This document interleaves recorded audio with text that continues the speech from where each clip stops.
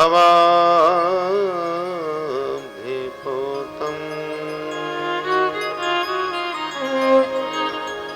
वन्दे महापुरुष ते चरणारविन्दम्।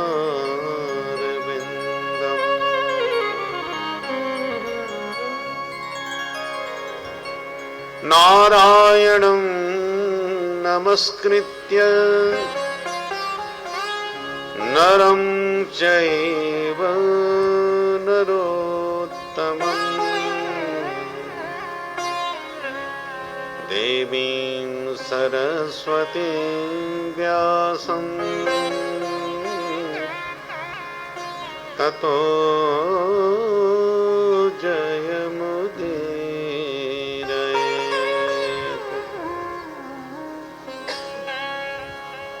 सीतानाथ समारम्भां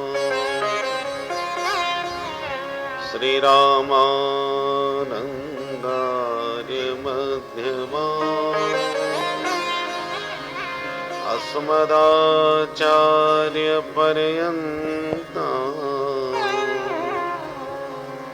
वन्दे श्री गुरु परम्पराम्।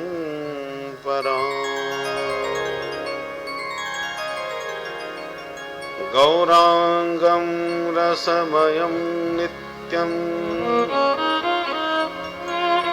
रसाचार्यं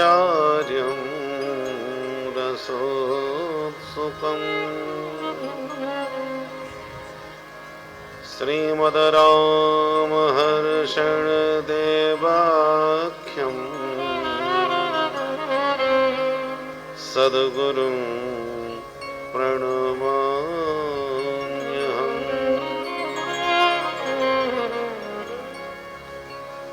जय जय श्री राधारमण जय जय नवल किशोर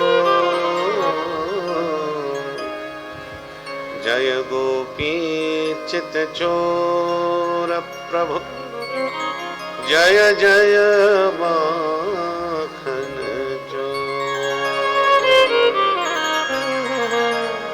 बोल कृष्ण कन्हैया लाल की जय। आइए मनवाणी को पावन करें हरि के दिव्य नाम से। जय जय राधा रमण हरि बोल जय जय राधा रमण हरि बोल जय जय राधा रमण हरि बोल जय जय राधा रमण हरि बोल हरि बोल जय जय राधा रमण हरि बोल जय जय राधा रमण हरि बोल हरि बोल जय जय राधा रमण हरि बोल जय जय राधा रमण हरि बोल जय जय राधा रमण हरि बोल जय जय राधा रमण हरि बोल जय जय राधा रमण हरि बोल जय जय राधा रमण हरि बोल जय जय राधा रमण हरि बोल जय जय राधा हरि बोल राधा रमण हरि बोल जय जय राधा रमण हरि बोल जय जय राधा रमण हरि बोल जय जय राधा रमण हरि बोल। अखियन काजल मृग छोना सो अखियन काजल मृग छोना सो नख बेसर जादू तो ना सो नख बेसर लख बेसर जादू तो ना सो, दो रस के, ओ दोनों रस के, दो रस के भरे हैं कपोल। जय राधा रमण हरि बोल, जय राधा रमण हरि बोल, जय राधा रमण हरि बोल। राधे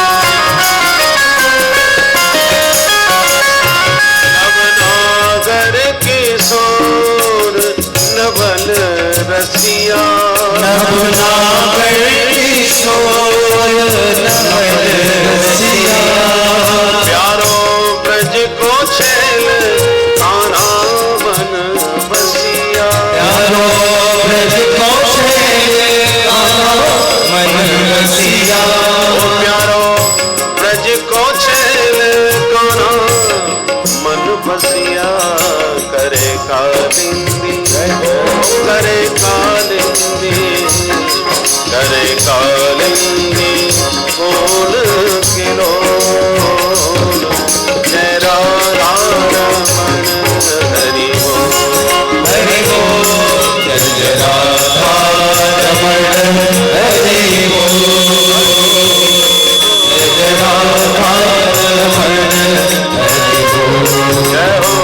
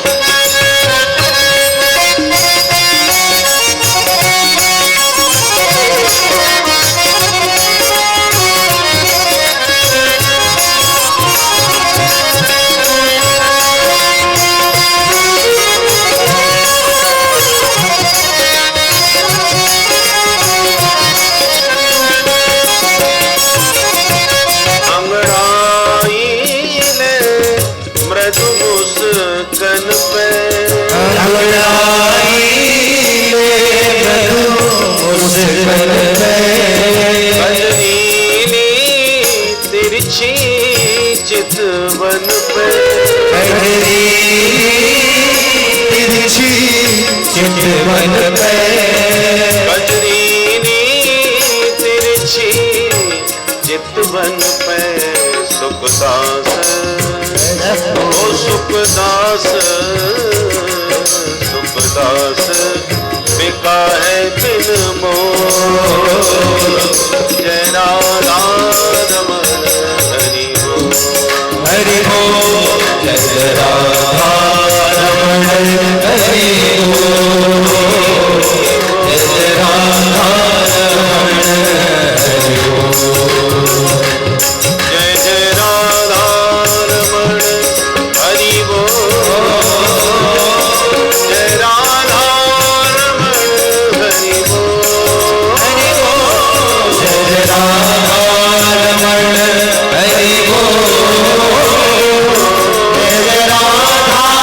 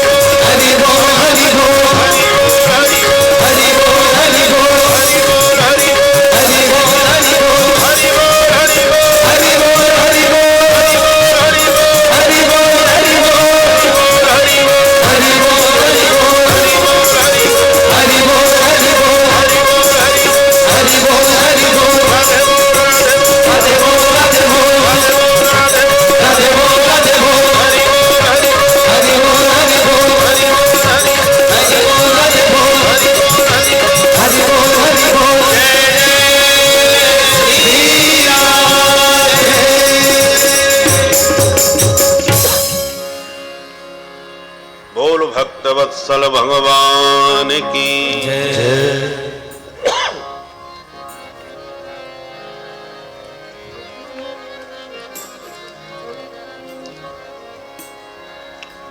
भक्त्योघवर्धनं यच्च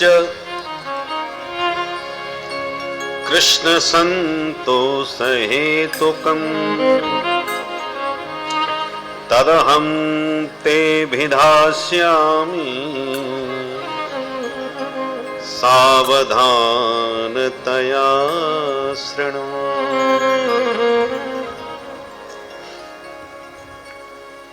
परम मंगलमय भगवत स्वरूप श्रीमद् भागवत महापुराण सप्ताह ज्ञान यज्ञ में विराजमान संत प्रवर भक्त वृंद एवं भक्तिमती माताएं, प्रातः हम लोगों ने भगवान की दिव्य शोभा यात्रा के साथ मंगलाचरण किया। नैमिषारण्य की पुण्य भूमि में सौनकादि 88,000 ऋषि सूत जी महाराज से पूछते हैं कि घोर कलिकाल में कोई कठिन कार्य नहीं कर सकता, तो भगवत प्राप्ति का जो सरल से सरल साधन आप समझते हो वो कृपा करके हमें बताएं। सूत जी कहते हैं, ऋषियों, तुम्हारी श्रद्धा प्रीति को देखते हुए भगवत प्राप्ति का उत्तम उपाय हम तुम्हें बताते हैं, सावधान होकर के सुने। कालव्याल मुखग्रास त्रास निर्णास हेतवे श्रीमद्भागवतं शास्त्रम् कलौ कीरेण भासितम्। सूत जी कहते हैं, ऋषियों, प्रत्येक प्राणी काल रूपी महासर्प के मुख में ग्रास बना बैठा है। इसका नाम है मृत्युलोक। मृत्युलोक का मतलब है एक न एक दिन सभी को मरना ही पड़ता है। आया है सो जाएगा, राजा रंक फकीर कोई भी हो। ये जानते सब हैं कि मृत्यु एक दिन सुनिश्चित है, पर यह अच्छा है कि किसी को पता नहीं है कि कब है। मृत्यु का पता न होने के कारण हम लोग निश्चिंत रहते हैं, जब होगा देखा जाएगा। कोई डॉक्टर यदि आपसे कह दे कि आप केवल 1 हफ्ता के मेहमान हैं, इससे ज्यादा आप चलेंगे नहीं, तब देखिए उसी व्यक्ति की मनस्थिति काल का नाम सुनते ही, काल का भान होते ही क्या विचित्र स्थिति बन जाती है। परीक्षित के सामने यही स्थिति बनी। जैसे ही पता चला कि मेरा 7वें दिन मरना सुनिश्चित हो गया है, बस सब छोड़ छाड़ करके गंगा तट पर जा बैठे, अनशन व्रत ले लिया, खाना पीना सब छोड़ दिया। और उस समय इसी श्रीमद् भागवत का श्रवण करा करके महामुनि सुखदेव जी ने परीक्षित के भीतर से वह मृत्यु का भय मिटा दिया। इसलिए श्रीमद् भागवतम शास्त्रम कलौ कीरेण भाषितम। ये श्रीमद् भागवत शास्त्र कलिकाल में कीर कहते हैं तोते को, शुक रूप सुखदेव जी जो हैं, उन्होंने इस भागवत शास्त्र का इसलिए ही प्रादुर्भाव किया है कि लोगों के भीतर से मृत्यु का भय मिट जाए। और जिस समय सुखदेव जी ये कथा सुनाने के लिए गंगा तट पर उपस्थित हुए, देवलोक में देवताओं को पता चला कि भागवत कथा होने वाली है सुखदेव जी के मुख से, तो सुधा कुंभम गृहीत्वैव देवास्तत्र समागमन। सारे देवता अमृत कलश लेके आ गए और सुकम नत्वा, सुखदेव जी को बड़ा लंबा चौड़ा दंडोत प्रणाम किया सुखम नत्वा वदन सर्वे स्वकार्य कुशलासुरा। सूत जी कहते हैं, ऋषि हो, ये देवता लोग अपना कार्य सिद्ध करने में बड़े होशियार हैं, बहुत ही कुशल है। सुखदेव जी को प्रणाम करके बोले, महाराज हमें जैसे ही पता चला कि परीक्षित को 7वें दिन मरना है और आप इसलिए उन्हें कथा सुनाने वाले हैं, बस हम अमृत लेके आ गए कि ये अमृत पिला दीजिए परीक्षित को, ये अमर हो जाएंगे, मरने का झंझट खत्म, इसलिए अमृत लेके आए। ये स्वार्थी लोग हैं ना, परमार्थ की भाषा बहुत जोरदार बोलते हैं। देवताओं ने पहले तो परीक्षित के हित की बात कही, ये अमृत हम परीक्षित के लिए लाए, इसे पिला दीजिए, अमर हो जाएंगे, इनका भी टेंशन खत्म और आपका भी परिश्रम खत्म। सुखदेव जी सुन के हैरान हो गए कि मृत्युलोक में आए दिन लोग मरते रहते हैं, पर बिन बुलाए ये देवता अमृत पिलाने कैसे आ गए? अमृत कोई सामान्य वस्तु तो है नहीं। पक्षीराज गरुड़ को जब पता चला कि मेरी मां दासी बनी है, महाभारत की कथा है लंबी चौड़ी,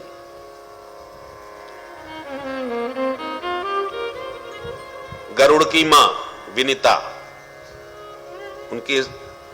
उनकी सौतेली मां थी कद्रु, गरुड़ जी की। कद्रु ने छल पूर्वक अपनी सौत विनीता को अपनी दासी बना लिया। गरुड़ को पता चला तो मां से कहा, मां मैं सर्वसमर्थ आपका पुत्र हूं, मैं आपको दासी बनते नहीं देख सकता, क्योंकि आप दासी हो तो मुझे भी दास बन के इन सर्पों की सेवा करनी पड़ती है। आप पूछिए आपको दासत्व से मुक्ति कैसे मिलेगी? तो विनीता ने कद्रु से पूछा, बहन मैं कब तक तेरी दासी बनी रहूंगी, तू मुझे मुक्त कभी करेगी दासत्व से? कद्रु ने कहा, एक शर्त पर। क्या? बोले तुम्हारा बेटा स्वर्ग से अमृत लाके हमको दे दे, उसी क्षण हम तुम्हें दासत्व से मुक्ति दे देंगे। विनीता ने गरुड़ से कहा कि बेटा ऐसी शर्त रखी है। गरुड़ ने कहा, मां मैं आपके लिए कुछ भी कर सकता हूं, अमृत क्या चीज है, मैं लाके दूंगा। गरुड़ उड़े, पहुंचे स्वर्ग, देवताओं को सारी बात बताई। इंद्र से कहा हमें अमृत चाहिए, मुझे अपनी मां को दासता से मुक्ति दिलानी है। इंद्र ने कहा तुम पागल हुए हो, सर्पों के लिए अमृत लेके जा रहे हो? यदि उन्होंने अमृत पी लिया संसार का नाश कर डालेंगे। गरुड़ ने कहा कुछ भी हो, मुझे मैं अपनी मां को दासत्व से मुक्ति दिलाने के लिए कुछ भी करूंगा। इंद्र ने कहा तुम हाथ नहीं लगा सकते। गरुड़ ने कहा रोक सको तो रोक लो। हो गई तनातनी। गरुड़ वेग पूर्वक गए, अमृत कलश को उठा करके वहां से ले जाने लगे। इंद्र ने आक्रमण कर दिया, वज्र का प्रयोग कर दिया इंद्र ने गरुड़ के ऊपर। गरुड़ ने कहा सुनो इंद्र, ये वज्र हमारा कुछ नहीं बिगाड़ सकता, परंतु वज्र का सम्मान रखने के लिए लो हम एक पंख गिरा देते हैं ताकि उसकी इज्जत बची रहे। एक पंख गिरा करके और अमृत लेके चल दिए। इंद्र कुछ नहीं बिगाड़ सके। इंद्र ने अंत में अनुनय विनय करी, महाराज ऐसा न करो, कुछ समझौता कर लेते हैं। तो समझौता हो गया कि तुम अमृत उन्हें दे करके अपनी मां को दासता से मुक्ति दिला देना, हम उठा के भगे आएंगे, फिर मत बोलना। बोले हाँ ये हमें मंजूर है। तब गरुड़ जब आए, कुशा का आसन बिछाए, उस पर कलश रखे, सर्पों से कहा देखो तुम्हारी मां का वचन हमने पूरा किया, लाकी अमृत तुम्हें दे दिया, अब हमारी मां दासता से मुक्त हुई। बोले हो गई बस। और जैसे ही अमृत के लिए सांप आए, बोले अरे मूर्खो, ये अमृत है, सामान्य वस्तु नहीं है, इसको पीने से पहले स्नान करो, पवित्र हो, शुद्ध पवित्र होकर के तब अमृत पिया जाता है। हाँ ये बात तो ठीक है। जैसे ही सर्प गए स्नान किए, तब तक इंद्र आए, पट्ट से अमृत लेके भाग गए। सर्प जब आए, उन्होंने देखा अमृत तो गायब, ले गया कोई। तो बोले कि कुछ तो बूंदें छलकी होंगी इस कुसा के ऊपर, चलो इसी को उसी में से चाट लें, शायद एक दो बूंद चली जाए। तो चाटने लगे। अब कुसा होती है पहने, जैसे ही चाटने लगे तो जीभ बीच में से फट गई, तो दो जीभ हो गए, सांप के दो जीभ हो गई, बीच में से फट गए। और कुसा पर अमृत रखा, इसलिए कुसा परम पावन पवित्र। तो ये महाभारत की कथा है। तात्पर्य यह है कि गरुड़ को आवश्यकतानुसार अमृत जब लाना पड़ा तो लड़ाई हो गई, देवराज इंद्र ने आक्रमण उन पर कर दिया, देने को तैयार नहीं। और आज परीक्षित को बिना मांगे ही अमृत पिलाने चले आ रहे हैं। बोले पिलाइए अमृत परीक्षित के लिए। इसलिए सुखदेव जी को शंका हो गई, स्वकार्य कुशला सुरा, ये स्वार्थी लोग मांगने पर नहीं दे सकते, आज बिना मांगे अमृत क्यों दे रहे भाई? प्रयोजन मनुद्देश्य मंदोपि न प्रवर्तते। स्वार्थी व्यक्ति परमार्थ की भाषा बोल रहा है, कुछ तो चक्कर है। और जब सुखदेव जी बोले अच्छा ठीक है, आप लोग अमृत लाए हो परीक्षित पर कृपा करने के लिए, पिला दो, ये बैठे। तब देवताओं ने कहा महाराज पिला तो देंगे हम, परंतु बदले में हम भी चाहेंगे कि प्रपास्यामो वयम सर्वे श्रीमद् भागवतामृतम, ये स्वर्ग सुधामृत परीक्षित पी जाएं, पर बदले में ये हरि कथामृत इनको जो पिलाने वाले थे आप, ये भागवतामृत हमको पिला दीजिए। तब सुखदेव जी समझ गए मामला क्या है, और खूब हंसते हुए बोले देवताओं तुम बड़े ठगिया हो भाई, एक कांच का टुकड़ा हमको पकड़ा करके कहते हो ये करोड़ों की मणि हमको दे दो बदले में। कांच और मणि की कोई बराबरी होती है क्या? कौड़ियों की कीमत का कांच और करोड़ों की कीमत की मणि। क्व सुधा क्व कथा लोके क्व कांच क्व मणिर्महान, ब्रह्मरातो विचार्यैवं तदा देवान् जहासः। एवं विचार्य, इस प्रकार विचार करके सुखदेव जी खूब हंसे देवताओं के ऊपर कि तुम कितने ठग हो।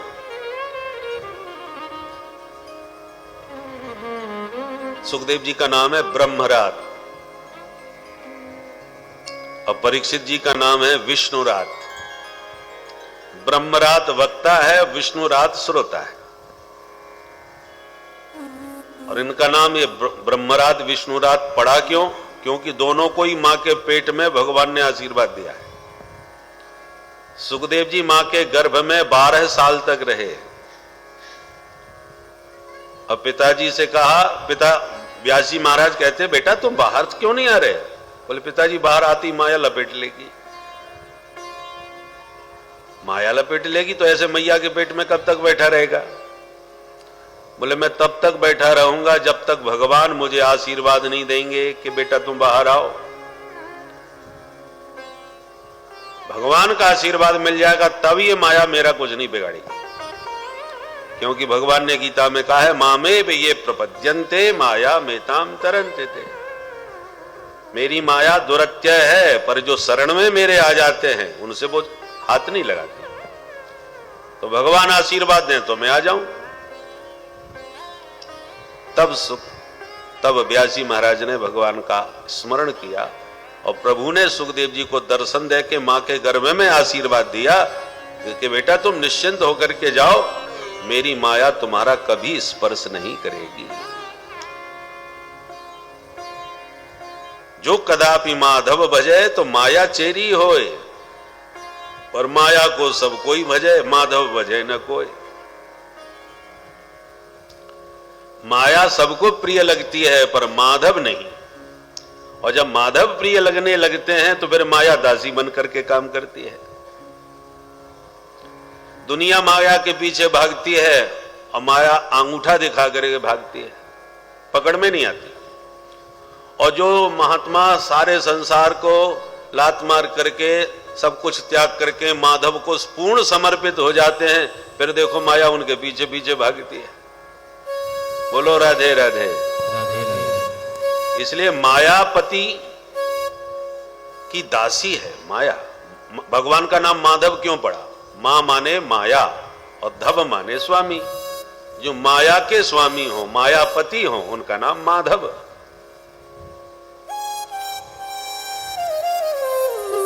इसलिए सुखदेव जी को जब माधव का आशीर्वाद मिल गया तो प्रेम से आ गए और जन्म लेते ही परिव्राजक हो गए, सन्यासी बन गए। इसलिए सुखदेव जी का नाम पड़ा ब्रह्मराज। और उत्तरा मां के गर्भ में जाके गोविंद ने अश्वत्थामा के ब्रह्मास्त्र से परीक्षित को बचाया, इसलिए परीक्षित का नाम पड़ा विष्णुराज। रात का मतलब क्या है? दाने धातु है, रा माने देने वाला, राती ददाती। जो साक्षात परमात्मा ने तुम्हें दिया हो उसका नाम रात। रात माने देना। विष्णुना रातः दत्तः, परमात्मा ने ही ये बालक तुम्हें दिया है, इसलिए ब्राह्मणों ने नाम रखा परीक्षित का विष्णुराज, भगवान का दिया हुआ, भगवत प्रदत्त बालक। तो जहां माया पति का आशीर्वाद जिन महापुरुषों को मां के गर्भ में ही प्राप्त हो गया हो, ऐसे माया मुक्त महापुरुषों को कोई कैसे छल सकता है? किसी लोभ लालच में वो कैसे आ सकते हैं? इसलिए सुखदेव जी ने देवताओं को दुत्कार के भगा दिया। अभक्तांस्तांस्य विज्ञाय न ददौ सकथामृतम श्रीमद्भागवती वार्ता सुराणामपि दुर्लभा। ऐसी ये देव दुर्लभ दिव्य कथा है जिसके लिए देवता बेचारे याचना करके चले गए पर प्राप्त नहीं हुआ। अब यहां एक प्रश्न उठता है कि देवताओं को केवल कथा ही सुननी थी, तो जहां परीक्षित सुन रहे थे वहीं बैठ के वो भी सुन लेते। वहां कोई प्रतिबंध तो था नहीं, कोई पास का भी सिस्टम नहीं था कि परीक्षित के आसपास कोई आ नहीं सकता, वही आएगा जिसके पास पास हो। अरे अनेकों ऋषि मुनि बैठ करके परीक्षित के साथ सुन रहे थे सुखदेव जी की कथा, तो देवताओं को सुनने में क्या आपत्ति थी जो उनको सौदागिरी करनी पड़ी?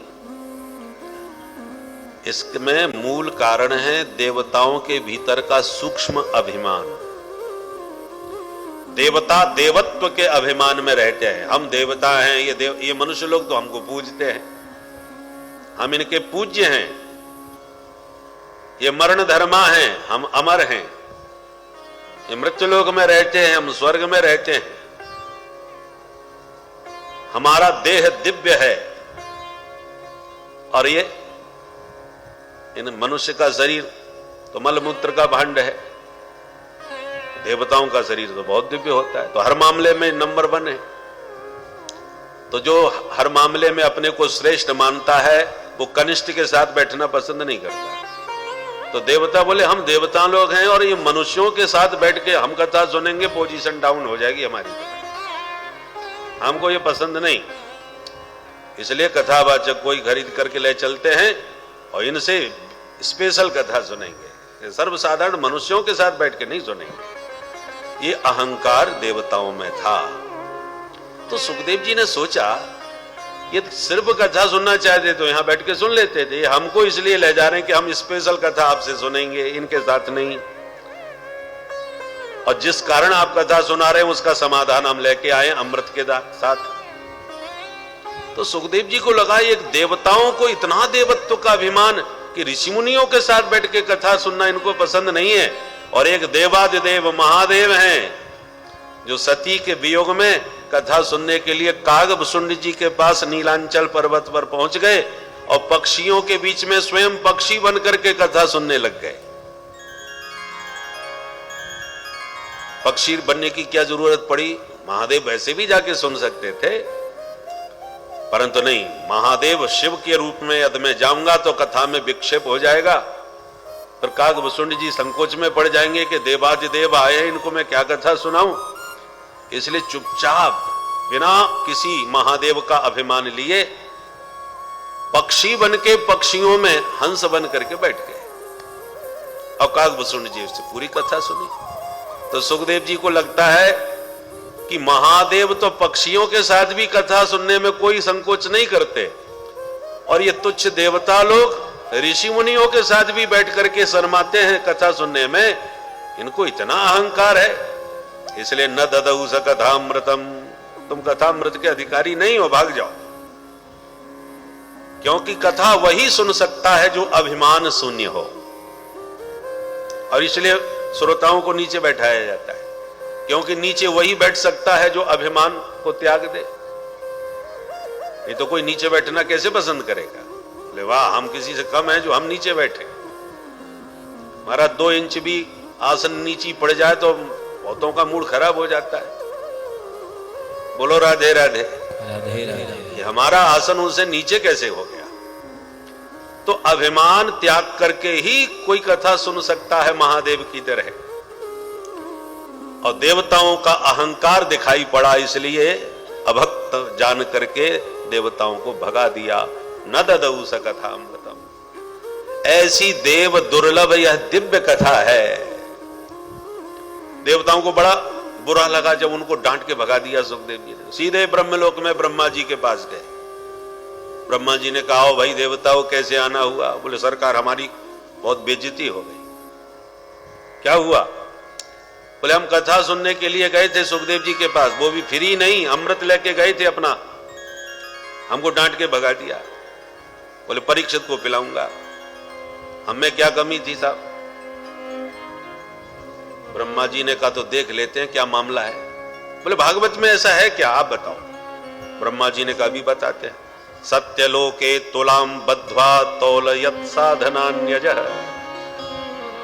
ब्रह्मा जी ने तुरंत तराजू मंगाई और एक पल्ले पर श्रीमद् भागवत को रखा, दूसरे पल्ले पर अनेक जितने भी धर्म शास्त्र से एक के बाद एक रखते गए।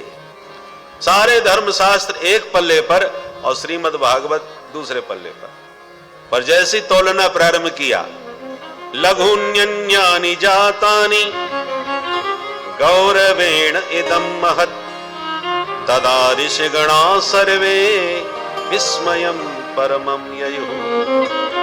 जब तोलना प्रारंभ किया तो अन्यानी लघुनी जातानी, जो अनेक धर्म शास्त्र रखे थे वो पल्ला एकदम हल्का पड़ गया, ऊपर उठता चला गया। और श्रीमद् भागवत की ये गरिमा देख करके मैंने रे भगवत रूपम शास्त्रम भागवतम कलौ। कलिकाल में श्रीमद् भागवत शास्त्र साक्षात परमात्मा का प्रत्यक्ष वांगमय स्वरूप है, ये सिद्ध हो गया। बोल भागवत भगवान की जय। साक्षात भगवत स्वरूप, वांगमय विग्रह माने शब्द विग्रह भगवान का है। जिस समय भगवान परम धाम जाने की भूमिका बना रहे थे तो उद्धव जी बोले मैं समझ गया सरकार आप जाने वाले हो, मुझे छोड़ के मत चले जाना, मैं तो आपके साथ ही चलूंगा। भगवान बोले नहीं उद्धव, मेरे जाने के बाद मेरे भक्त आश्रयहीन हो जाएंगे, उनका तुम आश्रय बनना, उनका अवलंब बन के रहना। उद्धव जी ने कहा पर मेरा अवलंब क्या होगा सरकार, आपके बिना मैं तो एक क्षण भी नहीं रह सकता। भगवान बोले हम कहीं नहीं जा रहे, आपके बीच ही रहेंगे, केवल हमारा स्वरूप बदल जाएगा। और देखते देखते भगवान का वह दिव्य श्याम विग्रह जो था वो दिव्य प्रकाश में परिणत हो गया। और वही प्रकाश पुंज आकर के श्रीमद् भागवत में विराजमान हो गया। तेनेयम वांगमयी मूर्ति प्रत्यक्षावर्तते हरे। इसलिए भगवान सांवले सलोने सरकार शब्द विग्रह धारण करके कलिकाल के प्राणियों का कल्याण करने के लिए वांगमय विग्रह रूप में विराजमान है। ऐसा यह दिव्य भगवद विग्रह स्वरूप भागवत है। सौनक जी ने कहा महाराज जब इतना यह दिव्य भगवत स्वरूप है तो इसको 7 दिन में ही क्यों सुनाया जाता है? 15 दिन पूरा पक्ष में सुनाओ अथवा पूरा मास पारायण करो। इस 7 दिन में ही सुनने की परिपाटी क्यों चली, किसने चलाई? सूत जी कहते हैं ये परंपरा सबसे पहले सनक सनंदन सनातन सनत कुमार जी ने देवर्षि नारद को सप्ताह विधि से कथा सुना करके प्रारंभ की। सौनक जी बोले ये बात तो हमारे समझ में नहीं आई। क्यों? कि दुनिया जानती है नारद जी 2 घड़ी से ज्यादा एक जगह टिकते ही नहीं, घुमक्कड़ महात्मा है, घूमते ही रहते हैं। तो फिर 7 दिन एक जगह बैठ के नारद जी ने कथा कहां सुनी और नारद जी को क्या पड़ी सुनने की? जो विधि अनुष्ठान पूर्वक उन्हें 7 दिन तक व्रत लेकर के कथा सुनना पड़ा। प्राय व्रत अनुष्ठान वो करते हैं किसी संकल्प से जिनको कोई मनोरथ सिद्ध करना हो। नारद जी तो महाफक्कड़ महात्मा हैं, बेटा बेटी ब्यानी नहीं, मकान दुकान कुछ है नहीं, तो फिर नारद जी को कथा सुनने की क्या पड़ी? लोक विग्रह मुक्तस्य नारदस्यास्थिरस्य च विधि श्रवे कुतः प्रीति संयोगः कुत्र तैसः। सनकादिक भी रमते राम है, नारद जी भी घुमक्कड़ हैं, फिर इन दोनों का संयोग कहां हो गया? थोड़ा विस्तार से समझो। सूत जी कहते हैं अच्छा तो ध्यान से सुनो। एकदा ही विशालायाम चत्वार ऋषयो मलाः सत्संगार्थं समायाता दद्रसोस्तत्र नारदम्। एक समय की बात, बद्री विशाल में सनकादिक चारों भाई घूम रहे थे। क्यों घूम रहे थे? महात्माओं को शांत बैठ के भजन करना चाहिए। घूम क्यों रहे थे? बोले सत्संगार्थम। महात्मा व्यर्थ नहीं घूमते, किसी उद्देश्य से ही जाते हैं कहीं। तो सत्संग की इच्छा से सनकादि घूम रहे थे कि अचानक नारदम ददृशु, उन्हें नारद जी दिखाई पड़ गए। चारों भैया बड़े खुश हो गए क्योंकि नारद जी बड़े सत्संगी महात्मा हैं, इनसे बहुत बढ़िया सत्संग होगा आज। दौड़ करके नारद जी के पास चारों भैया आए तो ध्यान से देखा कि नारद जी की शकल पे 12 बज रहे। भयंकर चिंता में डूबे हुए, लंबी सांसें भरते हुए, भागे भागे लंबे लंबे कदम बढ़ाते हुए जा रहे। व्यक्ति की चाल और चेहरा उसकी मनस्थिति बतला देता है। जो मस्ती में होता है उसके मुख पर अलग मुस्कान छाई रहती है, उसकी चाल भी बड़ी मस्त होती है। बाबारे मौज फकीरा दी, फकीरों की मौज की चाल अलग होती है, चाल चले है अमीरा दी। तो नारद जी की चाल और चेहरा आज दोनों ही बदले हो गए।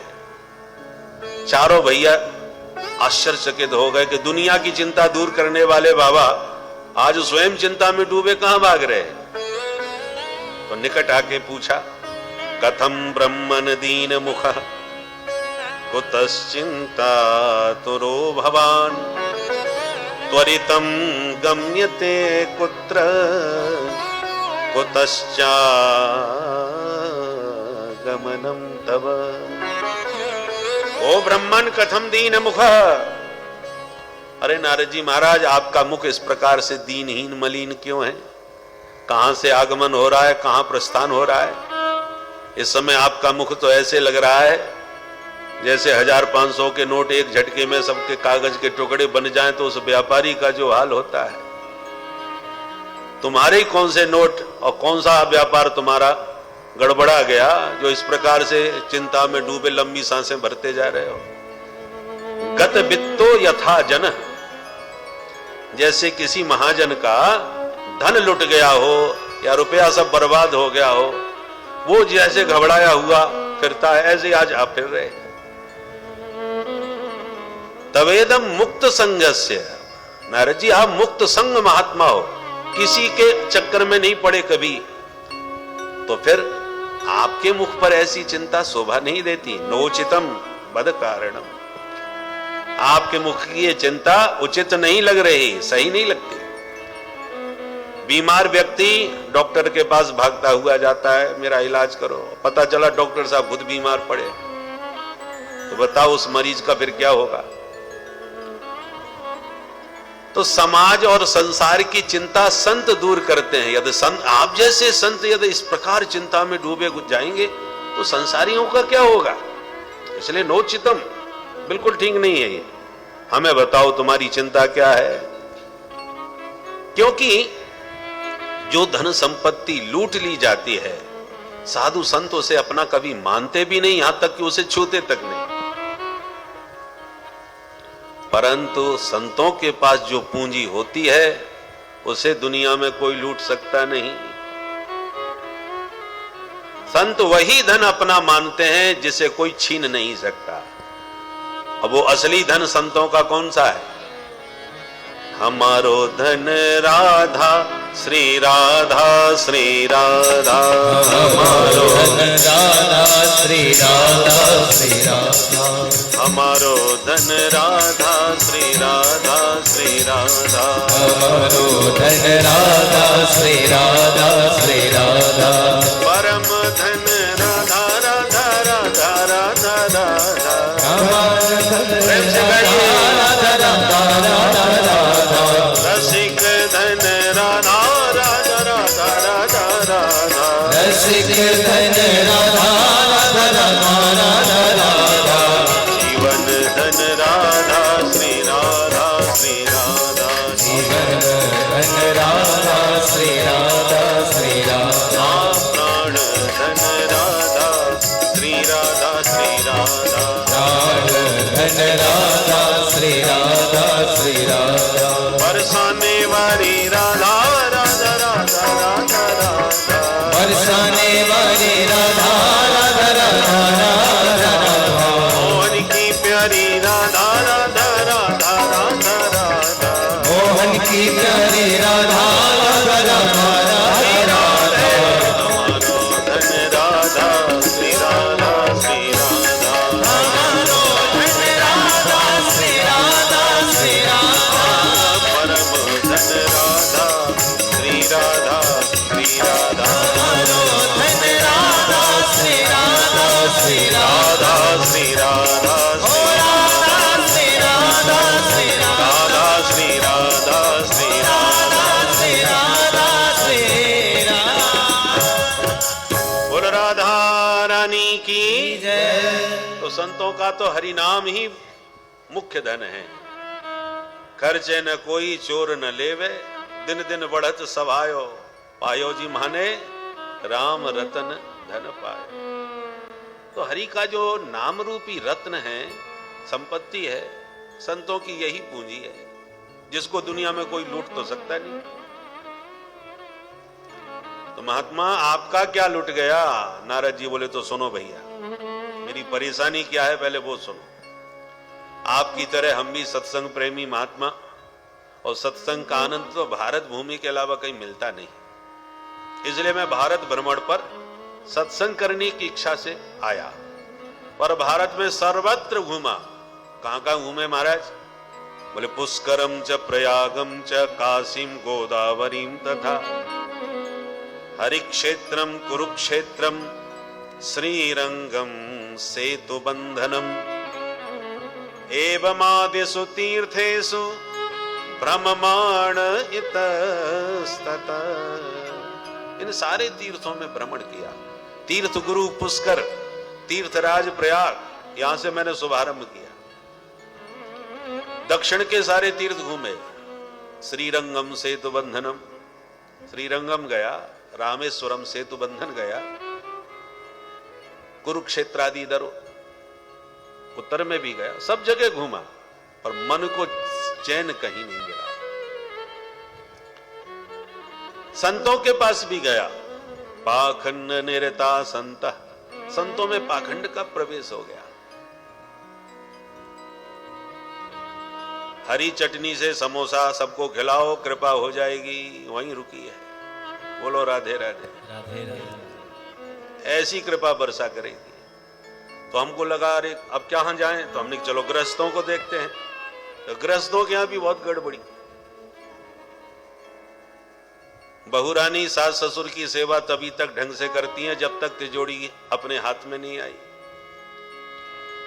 जहां माल पानी सब अपने हाथ में आए, सोई स्वामी जी के कान में मंत्र फूंकने चालू कर दिए। सुनो जी, आपके लिए मैं अपने माता पिता, सखी सहेली सब छोड़ के आ गई। अब जैसे मैंने छोड़ दिए वैसे तुम भी छोड़ो, बस हम दो और हमारे दो, बाकी सबकी छुट्टी करो। और परामर्श की जरूरत पड़ जाए कि ये काम करें कि ना करें, किससे सलाह लिया जाए, तो तुरंत ससुराल से साले साहब बुलवाए जाते हैं, उनकी सलाह से ही सब निर्णय होंगे। तरुणी प्रभुता गे श्याल को बुद्धिदायक, कन्या विक्रयणो लोभात दंपतीनाम च कलकनम। स्थिति यह है कि विवाह होने की देर नहीं होती कि संग्राम चालू हो जाते हैं। दाम्पत्य जीवन में ही महासंग्राम मचा रहता है। बेटा बेटियों का भी विवाह नहीं होता, बल्कि सौदा होता है जितने में जहां पट जाए। कन्या विक्रयणो लोभा, लोभ की इतनी पराकाष्ठा हो गई। पहले लोग संबंध जब करते थे तो समधी बन करके गले मिलते थे। एक बार विवाह में बारात जा रही थी तो दूल्हे के बाप से किसी ने पूछ दिया, कहो साहब समधी बनने जा रहे हो, पहले समधी का अर्थ मालूम है कि नहीं? जवाब दिया कि समधी का अर्थ तो नहीं मालूम, हम तो अर्थ के लिए ही समधी बनने जा रहे हैं। बोलो राधे राधे। राधे राधे। इतना मिलेगा, बात पक्की हो गई। तो समधी का अर्थ भले ही ना मालूम हो, पर अर्थ के लिए लोग समधी बनते हैं। समधी का अर्थ क्या होता है? सम माने समान, धी माने बुद्धि और विचारधारा। विचारों की समानता जहां हो, मेल हो, वो बनते हैं समधी। अब आजकल विचारों का मेल बैठे ना बैठे, लेन देन में मेल सीख बैठ जाए, बस समधी बन जाए, जिसके कारण दाम्पत्य जीवन में संग्राम चालू हो जाता है। दशरथ जी और जनक जी जब आपस में मिले तो सबने एक स्वर में कहा, सम समधी देखे हम आजू। समान, हर मामले में समानता समधी के बीच में हमने देखी आज। तो समधी का मतलब है जो सब प्रकार से समान हो, बराबरी हो, विचारों में भी समानता हो, वो समधी बनते हैं, वहां संबंध होते हैं। तो क्या विरक्त, क्या गृहस्थ, ऐसा लगा जैसे कुएं में भांग पड़ गई, सबकी हालत बेकार। हमने सोचा अब किसी के चक्कर में नहीं पड़ते, हम तो चले वृंदावन में, वहीं चल के राधे राधे करेंगे। अपने को क्या लेना था ना दुनियादारी से। नारद जी के जब हम सीधे वृंदावन पहुंचे, चलो वहां शांति मिले राधे राधे करके, वहां जा करके और माथा गर्म हो गया। वहां क्या हुआ?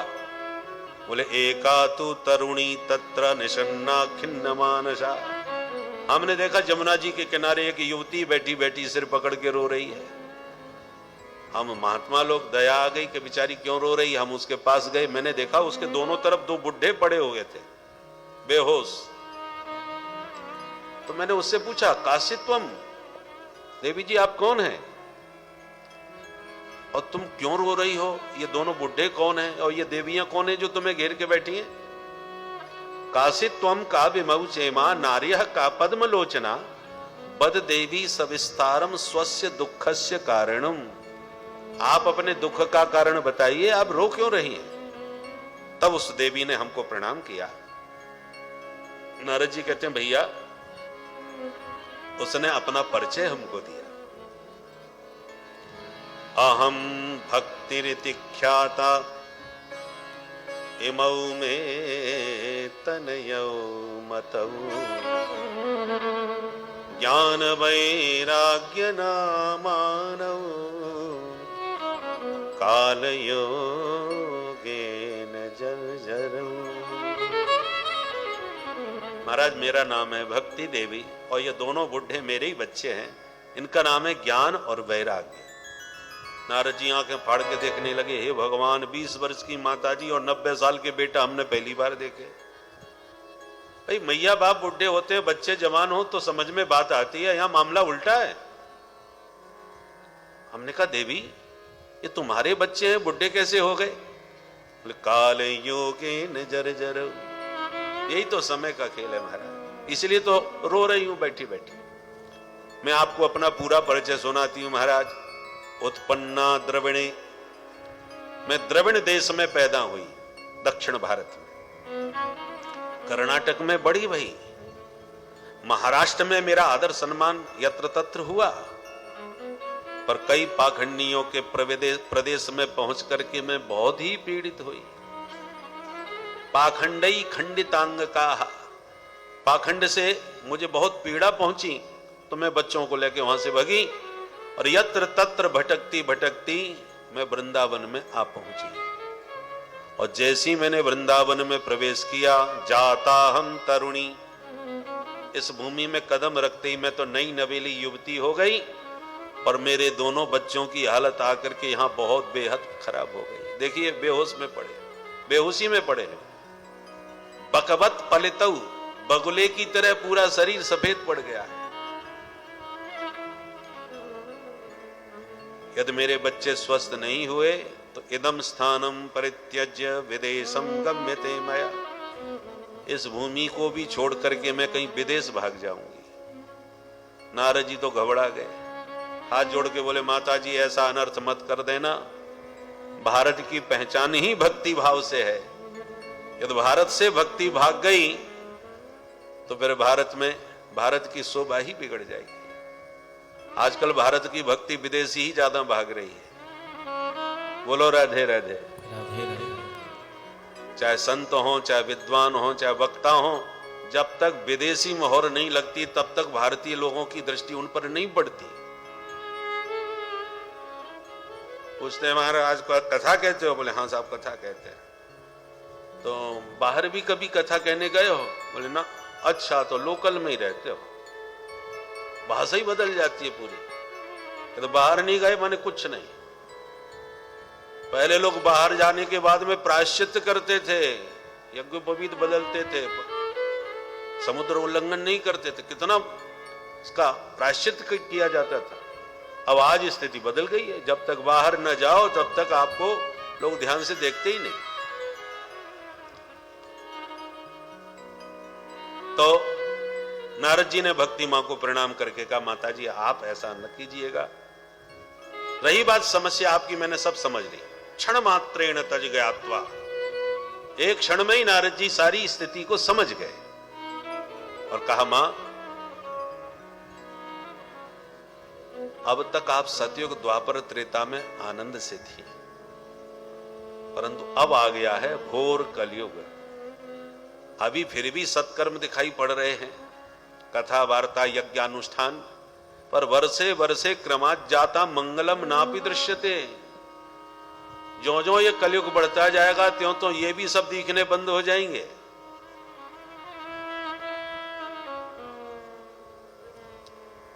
यदा मुकुंदो भगवान क्षमां त्यक्त्वा स्वपदं गतः तद्दिनात् कलिरायात सर्व साधन बाधकः।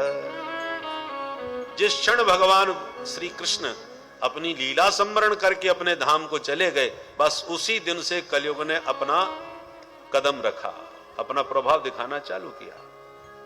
तद्दिनात् कलिरायात, उसी दिन से कलयुग ने प्रवेश किया। इस कलयुग कैसा है? सर्व साधन बाधक, जितने भी कल्याण के साधन हैं उन सब में बाधा डालने वाला है। हर चीज कल्याण की कलयुग के द्वारा बाधित की जा रही है। कली दावान ले नाद्य साधनम भस्मतांगतः, कलयुग रूपी ऐसी दावाग्नि लग गई, जैसे जंगल में दावाग्नि लग जाए तो सारा जंगल राख हो जाता है, ऐसी कलयुग रूपी दावाग्नि में कल्याण के जितने साधन थे सब भस्मसात होते चले जा रहे हैं।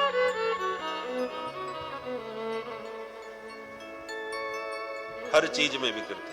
आप यज्ञ करोगे, शुद्ध घी नहीं मिलेगा, शुद्ध साकल्य नहीं मिलेगा, विशुद्ध ब्राह्मण वेद पाठी नहीं मिलेंगे, तो कैसे यज्ञ की सफलता होगी? सर्व साधन बाधक, सभी में मिलावट हो गई। केवल कलयुग से यदि अप्रभावित कोई है तो केवल हरि का नाम। नाम तब भी वही था, अब भी वही है, इसमें कोई मिलावट नहीं है। बाकी तो सब धर्मानुष्ठान विधि विधान से होने चाहिए, जो संभव नहीं होते, विधि का पालन नहीं हो पाता। बोल भक्त वत्सल भगवान की, श्री सद्गुरुदेव भगवान की।